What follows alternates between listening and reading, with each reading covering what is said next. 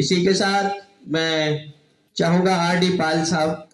समाज में जन्मी प्रातः स्मरणीय अहिल्याबाई होलकर के चरणों में श्रद्धा सुमन अर्पित करते हुए देश के सबसे बड़े प्रदेश उत्तर प्रदेश की धरती, संगम नगरी, जहां पे मां गंगा जमुना सरस्वती का संगम है, ऐसे धरती पर आज सफल इंडिया इंटरनेशनल का कार्यक्रम हो रहा है। इस कार्यक्रम की अध्यक्षता कर रहे उत्तर प्रदेश के वरिष्ठ नेता, जिन्होंने अपना जीवन राजनीति में देते हुए, समाज के जगाते हुए, पूर्व प्रदेश अध्यक्ष, विधान परिषद के सदस्य, पूर्व मंत्री परम आदरणीय दयाराम पाल साहब इस कार्यक्रम के मुख्य अतिथि, कर्नाटक से आए हुए सफल इंडिया इंटरनेशनल के राष्ट्रीय अध्यक्ष विश्वनाथ जी, गुजरात की धरती से आए हुए सागर रायका जी, वह मंच पर सभी, समय कम है, शॉर्ट में बोलूंगा आप लोग के बीच में। इस मंच पे मंचासीन हमारी बहनें प्रभावती पाल जी, इन्होंने अपने जीवन की राजनीति जब शुरू करी तो समाज में उत्तर प्रदेश में बहुत ही कम महिलाएं थी जिन्होंने राजनीति में कदम रखा था।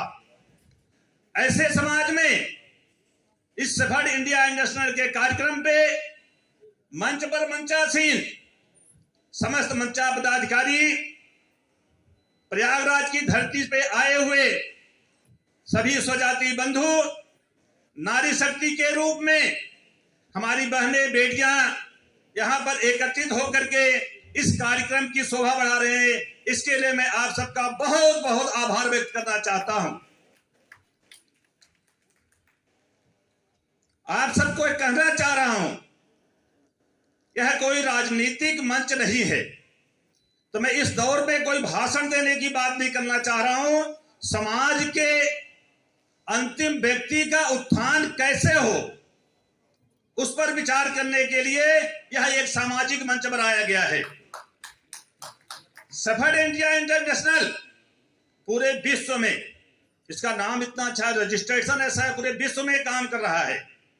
जब पूरे विश्व में सफल के लिए काम कर रहा है और उत्तर प्रदेश के साथ साथ पूरे देश में, हमारा आपका सौभाग्य है इस मंच पर कम से कम 15-20 प्रांतों के लोग एकत्रित होकर के हमारे आपके बीच में अपने विचारों को रख रहे हैं। यह हमारा आपका प्रयागराज वासियों का यह सौभाग्य है। तो मैं आप सबसे कहना चाह रहा हूं, जिस तरह से यह संगठन बना हुआ है, मंच पर मंचासीन जितने व्यक्ति हैं, यह समाज के क्रीम लोग हैं। शिक्षा से लेकर के आर्थिक स्तर पर एक मजबूत स्तंभ के रूप में यहां पर विराजमान हैं। मैं आप सबसे अनुरोध करना चाहता हूं, सागर रायका जी की बात हमें बहुत अच्छी लगी। हमने किसी मंच पे ऐसा पहली बार महसूस किया हूं जो समाज के अंतिम व्यक्ति का विकास कैसे होगा उस पर विचार करने की बात कही इन्होंने। हमारे पूर्वज अभी तक भेड़ बकरियां चराते रहे, लेकिन शायद यहाँ पे जितने हम लोग बैठे हैं वर्तमान में कोई भी चराने वाला नहीं होगा, बेशक बचपन में चराए होंगे। हमारा पूर्वज जिस तरह भेड़ बकरी का झुंड लेकर के निकलता था, आज की समय बदल चुका है। समाज का मान सम्मान कब बढ़ेगा? जब हमारे आपके बीच में से निकल करके इस समाज का व्यक्ति जानवरों नहीं, इंसानों का झुंड लेकर के निकलेगा। और उस इंसानों का झुंड कब एकत्रित होगा? जब आपके पास शैक्षणिक ताकत होगी, राजनैतिक ताकत होगी, तब समाज का झुंड आपके साथ एकत्रित हो सकता है। तो मैं आप सबसे यही कहना चाह रहा हूं, साथ में मंच में मंचासीन जितने मतलब समाज के व्यक्ति हैं, अभी रायका साहब ने बताया समाज में ऐसे ऐसे होनहार बच्चे निकलते हैं जो 90%, 95%, 98% मार्क लेकर आते हैं, लेकिन पैसे के अभाव में उनकी शिक्षा पूरी नहीं हो पाती है। पैसे के अभाव में उनकी शिक्षा अधूरी रह जाती है। तो इस मंच से मैं आग्रह करना चाहता हूं कि जिस तरह इस समाज का विस्तार होगा, संगठन का विस्तार होगा, उसी अनुपात में समाज का गरीब बच्चा कहां पर है उसको ढूंढने का प्रयास किया जाए और उसकी शिक्षा कैसे पूरी होगी उस पर प्रयास किया जाए। रायका साहब ने बताया कि हर एक प्रांतों में, प्रांत की जहां राजधानी हो, जहां शिक्षा का केंद्र हो, वहां पर एजुकेशन सिस्टम को बढ़ाया जाए। हम इनकी बातों से सहमत हैं। जहां पे शिक्षा का केंद्र है वहां एजुकेशन सिस्टम बढ़ाने के लिए यह आज के आधुनिक जीवन में उसके लिए बिल्डिंग कहां से होगा, नई बिल्डिंग को किराए पे ले लो, टीचर कहां से आएंगे, टीचर की व्यवस्था करके अगर समाज के बच्चों को पढ़ लिख करके जागृत किया गया तो समाज का बच्चा आगे बढ़ करके कभी इस संगठन को नहीं भूल सकता है। दूसरी बात मैं आप सबसे कहना चाह रहा हूं, हर माँ बाप तो सोचता है हमारा बच्चा शिक्षित हो, लेकिन जिस बच्चे की शिक्षा में पैसे के अभाव में छूट जाए वह नहीं छूटना चाहिए। दूसरा, राजनीतिक भागीदारी। हर संगठन का व्यक्ति सोचता है हमारे समाज का राजनीतिक व्यक्ति बढ़ चढ़ के आए, लेकिन बहुत सारे लोग ऐसे भी हैं जो राजनीति में मौका मिलने के बाद वो चुनाव नहीं जीत पाते। उसका कारण क्या है?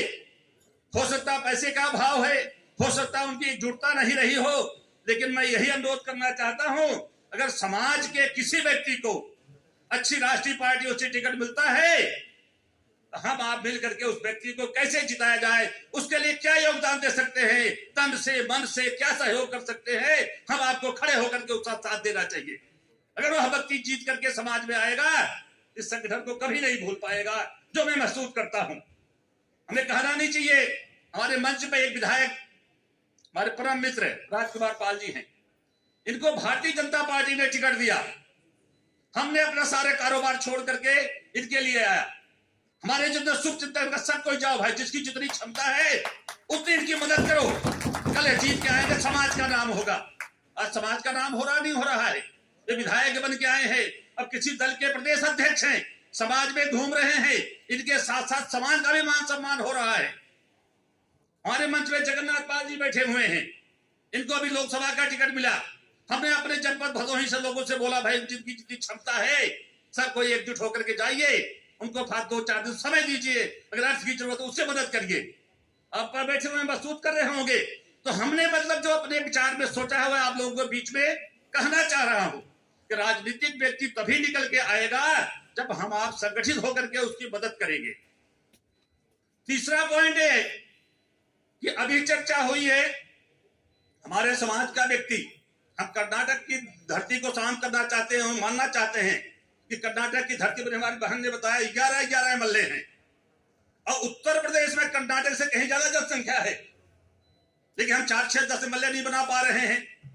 इसका क्या कारण हो सकता है, उससे विचार करने की जरूरत है। जो मैं महसूस कर रहा हूं कि आज तक उत्तर प्रदेश में अभी कभी 1 लाख 1.5 लाख की जनसंख्या का कोई भी कार्यक्रम नहीं हो पाया है। तो मैं संगठन के माध्यम से कहना चाह रहा हूं, कोई राजनीतिक दल नहीं, समाज के नाम पे, सफल इंडिया इंटरनेशनल के नाम पे पूरे समाज को इकट्ठा करके कहीं भी, चाहे दिल्ली हो, लखनऊ हो, कहीं भी हो, वहां पे अगर 1-1.25 लाख की भीड़ इकट्ठी करके दिखा दी जाएगी, सभी दल के लोग, चाहे कोई भी दल के लोग हो, हमारी आपकी ताकत देख करके अपने आप बुला करके टिकट देना शुरू कर देंगे। जो जिस दल में काम कर रहा आइए तो हमारे दल से टिकट देके चुनाव लड़िए। तो जब तक हम अपनी ताकत नहीं दिखा पाएंगे तब तक समाज का भला नहीं होने वाला है। मैं आप सबसे यही कहना चाह रहा हूं और विश्वनाथ भाई साहब से बात करना चाह रहा हूं, रायका जी से बात करना चाह रहा हूं कि आप लोग संगठित होकर काम करिए। मैं आपके जितनी मेरी क्षमता है तन मन धन से आपका सहयोग करूंगा और दिल्ली की धरती पर एक विशाल कार्यक्रम करके इस बात समाज का दिखाना है, तब जाकर के हमारे समाज की इज्जत और मान सम्मान बढ़ सकता है। इन्हीं बातों के साथ मैं अपनी वाणी को विराम दूंगा।